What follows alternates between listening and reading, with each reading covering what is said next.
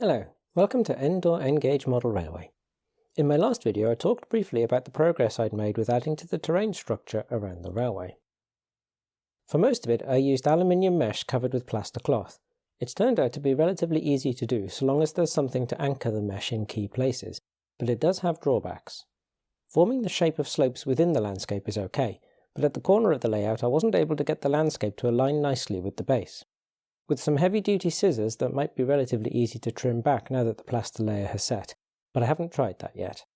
The mesh wouldn't bend to the shape that I wanted at the narrow end of the middle mound, so I switched to using scrunched up paper held in place by masking tape. Reiterating what I said in the last video, I found this was easy to do but reduced the fine control of the exact shape and resulted in more lumpy terrain. I could have used sliced and sanded foam of some sort here, since I don't need this part to be hollow, but that looks like a really dusty and messy approach, so I'm going to avoid that if possible.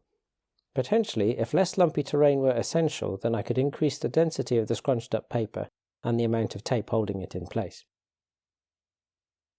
My interest then fairly suddenly turned to points and signal interlocking via a Raspberry Pi Pico, and it was logical to stop work on the terrain while I sort out the electronics for that. I've covered a lot of that in the two videos so far that are specifically about that, videos 28 and 30. In video 32, the rambly general update, I also mentioned that I'd forgotten that two of the points that I want to include in the interlocking weren't actually connected to relays, unlike all of the other points, and that I addressed it. In video number 16, 9 months ago, I showed some through-hole solder boards that I intended to mount my relays onto to make them more compact. I decided against that for all of the relays that were already on the layout, but now it was finally time to use one. This allowed me to get two double-pole relays and connection terminals for them into a fairly compact space, on something I could install fairly easily. I find it much easier to work through the wiring logic for my plan on the computer, rather than trying to do it at the railway. I was able to leave the wires to the microswitches connected and just switch them over from track power to relay control. On receipt of my Class 158 units, I cleaned the track and ran trains for a bit, which I showed in the Rambly update video. That demonstrated that I'd either wired the track power phase to the frogs correctly or that they weren't connected at all, but I didn't actually switch the crossover points in those running sessions. Also in the Rambly update, I said that there was something wrong with point motor power. I thoroughly checked the connections and couldn't see a mistake. I switched everything on again another day and it was all fine. Weird.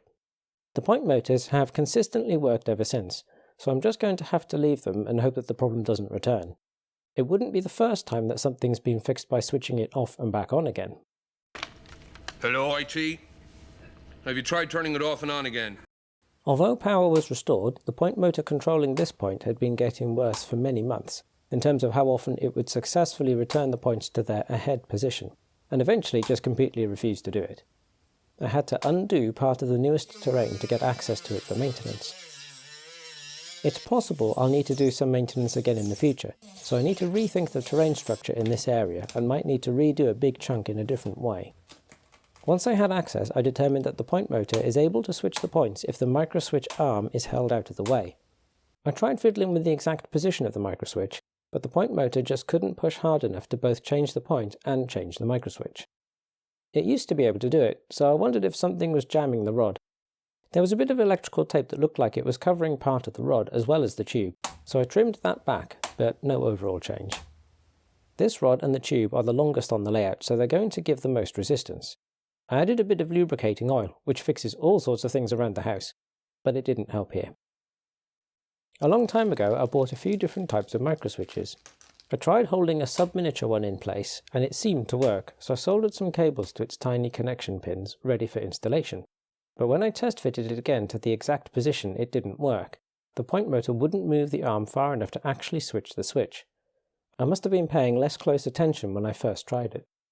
So, either something else has increased the resistance in the point rod, maybe some terrain dust has got in there, or the point motor has literally become weaker. Either way, it's not going to operate the switch as well as change the points.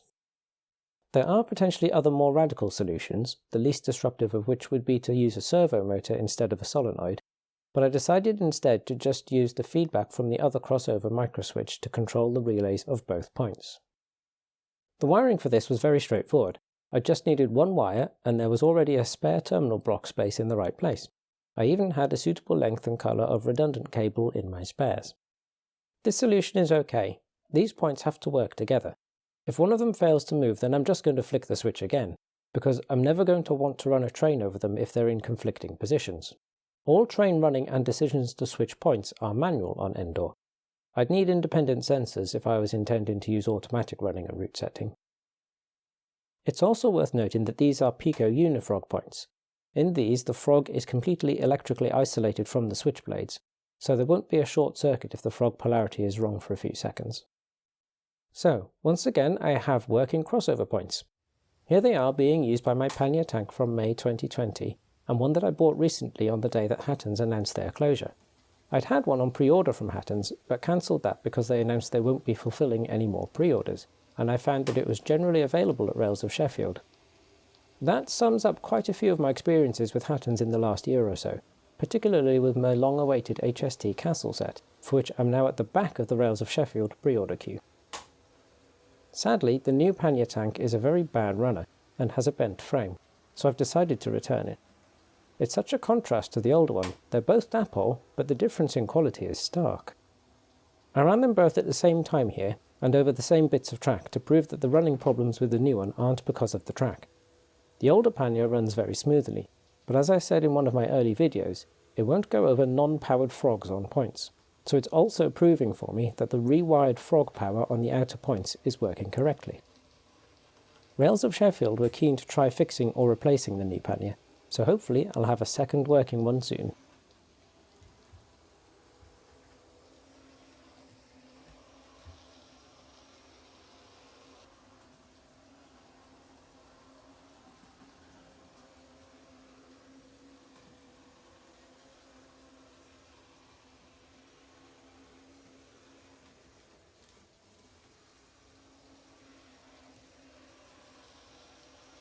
That's all for now. Bye bye.